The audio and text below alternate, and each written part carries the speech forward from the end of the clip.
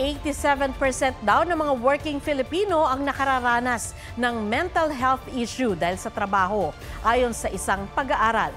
Ang ilang paraan para labanan ang work-related stress, alamin sa report ni Von Aquino. Sa 8 taon ni Kenneth Nicolas sa BPO industry, nakaranas na raw siya ng stress dahil sa pag-aalala sa kanyang performance. Nahirapang matulog at bumigat ang timbang dahil sa stress eating. Pag stress ka, kailangan mo kailangan mo ilabas yung stress eh. So basically, I do it a lot. Kaya yun, medyo malaki rin yung natin belt ng battery natin. Stress eating din daw ang naging coping mechanism ni Daniela Roque. Pressure din po siguro sa work kasi sa dami po ng trabaho natin, pagkagising ng umaga, chocolate bar na po talaga. Tapos every time po na magla-lunch, marami po ako masyadong pagkain. Parang naka-buffet na po ako. Sa pag-aaral ng isang insurance provider, lumabas na 87% ng mga Pilipino ang nakararanas ng at least isang mental health issue dulot ng work environment. Mataas umano ito ng 11% kumpara sa global average na 76%. Kabilang na rito ang hirap sa pagtulog, stress at anxiety, hirap sa pag-concentrate, pagkawala ng kumpiyansa sa sarili, feelings of worthlessness at eating disorders.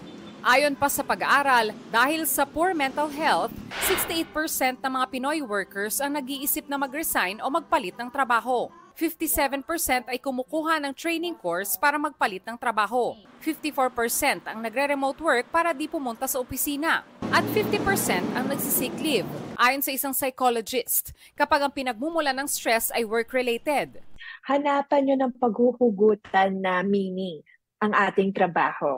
So either ito ay stepping stone para sa career na gusto natin. Kung itong trabaho ay trabaho dahil gusto mong makakita para sa iyong pamilya, to provide for your family, yun yung meaning ng work. Pagtapos na ang oras ng trabaho, ipahinga ang isip mula sa trabaho. Gamitin ang mga vacation leave para makapag-reflect at mag-relax. Find a way to, to shut off the work brain pag nakaalis ka na ng trabaho. Kasi minsan iniisip pa rin natin yung mga trabaho natin. So either do something completely different. Kung ang pinagmumula naman ng stress ay ang katrabaho, mainam na kontrolin ang sarili at maging profesional. Dapat din daw sinusuportahan ng mga kumpanya ang mental health at stress management ng mga empleyado. Allowing workers with realistic time frames and realistic workloads. And allowing pag non-work hours, non-work talaga. Now, unless emergency ang job mo, you're an emergency worker, sana magkaroon ng talagang sacred time off so that their workers can attend to their family. Von Aquino nagbabalita para sa GMA Integrated News. Huwag magpahuli sa mga balitang dapat ninyong malaman. Mag-subscribe sa GMA Integrated News sa YouTube. Sa mga kapuso abroad, subaybayan nyo kami sa GMA Pinoy TV at sa www.gmanews.tv.